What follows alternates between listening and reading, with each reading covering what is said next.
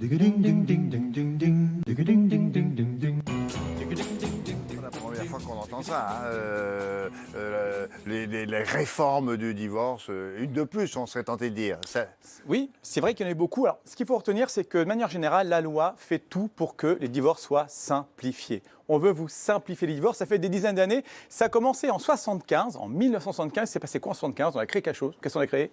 Le divorce amiable. Eh oui, tout le monde connaît le divorce amiable. Pourquoi vous dites le divorce amiable? Moi, il me semblait qu'on disait le divorce à l'amiable. Alors, Oui. quelle est la bonne formule? Ou les deux, les deux, mon Bon, commandant, non, mon parfait. général, je ne sais plus. C'est rentré, c'est le divorce par consentement mutuel, pour donner le terme exact. Ça a été créé en 75 et on dit même, on murmure, même plus que murmure, que c'est une chanson de Michel Delpech, que vous connaissez peut-être, Ah c'est un oui, tube, hein, Les bien Divorcés, qui aurait inspiré, et on voit la pochette, souviens. très belle chanson d'ailleurs, où dans cette chanson, il parle à sa femme, il dit qu'il divorce, elle l'a trompé dans la chanson, et il dit qu'il est très content, que tout se passe bien. C'est rêvé, hein, c'est Très jolie chanson. très jolie chanson, c'est vrai.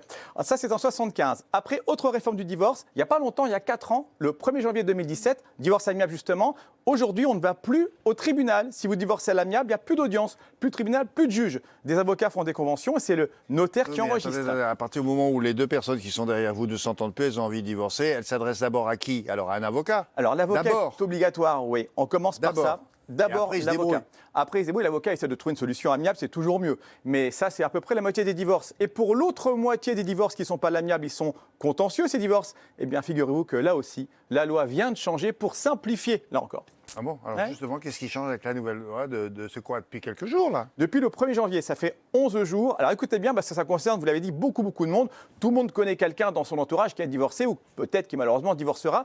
Alors ce qu'il faut retenir, c'est qu'on simplifie. On a dit divorce amiable, super simple. Pas de juge, pas d'audience, ça prend quelques semaines. Il restait les divorces contentieux, l'autre moitié.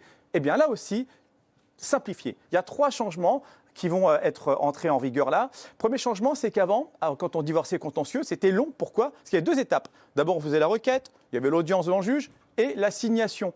Aujourd'hui, on a zappé la moitié de la procédure. Il y a une assignation, directement, on passe. Qu'est-ce que comme c'est que ça, assignation? C'est le document dans lequel on va demander le divorce. Donc, il y L'un a... des deux qui demande le divorce. Oui, c'est un des deux qui va dire à son conjoint, je veux divorcer, voilà mes demandes, voilà pourquoi je divorce. Et Directement la l'assignation. fameuse scène qu'on voit dans tous les films, ils sont là tous les deux en face du juge et le ou la juge essaie d'arranger le coup en disant mais vous êtes sûr que monsieur, etc. Ça existe encore ça? Cher William, deuxième révolution, il n'y a plus cette audience. L'audience de conciliation disparaît. Ah c'est ça, conciliation. Conciliation, des millions de Français connaissent. On va devant le juge, on s'assoit, on parle des mesures provisoires. Ouais. Il n'y a plus ça. C'est remplacé par une audience d'orientation des mesures provisoires. Oh, vous savez quoi? Les avocats y vont et puis les partis. Ça donne envie, non? Ah, Le non, divorce, mais bon, mais attendez quand même la fin de l'émission. Attendez, Ah ouais, c'est c'est presque chouette tentant. maintenant. Ça va très vite. Troisième changement. Aujourd'hui en France, quand on est séparé depuis 2 ans, on peut divorcer pour ce motif. Aujourd'hui, c'est plus que 1 an. Donc retenez que c'est simplifié, ça va plus vite. Ok. Une question que vous posez peut-être, est-ce que les confinements que nous avons connus, 2 là, ont augmenté le nombre des divorces, vous, avocat spécialisé? Oui, c'est une question qu'on nous pose régulièrement. Mon cher William, vous avez raison. Imaginez un couple qui ne s'entend pas. Bon, ils ne s'entendent pas. Bon, plus ou moins en temps normal, on va dire le mari ou la femme ou les deux vont travailler le matin, ils ne sont pas là de la journée, ils rentrent le soir. Le week-end, ils vont voir leurs amis. Bon, plus ou moins, ça passe. Mais quand vous êtes 24 heures sur 24 dans la même pièce, enfermé pendant des semaines avec un conjoint que vous ne supportez pas, ça devient par définition insupportable. C'est sûr que ça a accéléré les divorces des couples qui ne s'entendaient pas. Mais ceux qui s'entendaient ne seront pas tombés dans un divorce à cause du confinement. En revanche, ce qu'il faut noter, ce qui est très grave, c'est que ça a multiplié bien sûr les violences conjugales. Ah, ça, Par c'est exemple, autre chose. 3919, une des lignes pour les violences conjugales, notez ce numéro, 3919, a explosé malheureusement avec beaucoup de cas qui sont apparus. Et si on est témoin de violences conjugales, parce qu'il y a eu ces affaires-là, en disant mais ils n'ont rien fait, ils savaient très bien, ils le voyaient bien, le voisin, on peut appeler ce numéro en disant il me semble que, etc. Bien sûr, mais vous avez l'obligation de porter secours à une femme ou un homme C'est qui ça, serait c'est ça. victime de violences conjugales. C'est une obligation. Oui, c'est le numéro, redites-moi là. 3919. Les 39, signalements entre ont autres. augmenté de 60% pendant le deuxième confinement. Ouais.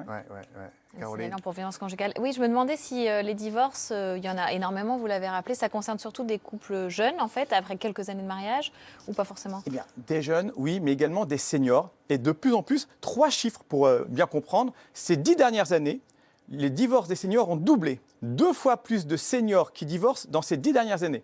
Autre chiffre, il y a en France chaque année 15 000 personnes qui divorcent alors qu'elles sont mariées depuis plus de 35 ans. Ah oui. On se dit après 35 ans de mariage, eh ben 15 000 personnes chaque année divorcent. Et puis troisième chiffre également qui ne nous rassure pas parce qu'on est dedans, on sait que dans les seniors qui divorcent, un tiers d'entre eux divorcent là maintenant, juste après les fêtes de fin d'année, Ouais. parce qu'il y a peut-être des réunions de famille un peu houleuses ou des règlements de compte. Donc il y a des gens qui divorcent après de très très longues années de mariage. C'est comme l'histoire du type qui dit à son copain ma femme et moi on a vécu 30 ans heureux. Et l'autre lui dit et après? Il dit après on s'est rencontrés.